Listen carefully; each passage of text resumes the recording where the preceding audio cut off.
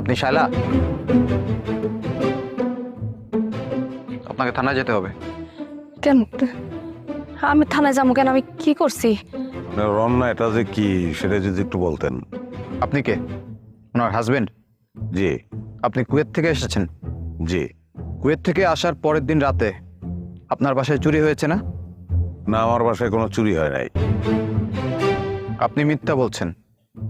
আপনার বাসায় চুরি হয়েছে এবং সেই চুরি করেছে আপনার ওয়াইফ এবং তার কথিত প্রেমিক নাজমুল।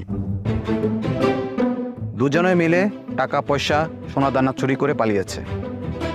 তবে নাজমুল আপনার ওয়াইফের সাথে বেইমানি করেছে, মানে টাকা পয়সা এবং সোনা দানা সব নিয়ে একাই ভেগেছে। তারপরে আপনার ওয়াইফ আবার ফিরে এসেছে।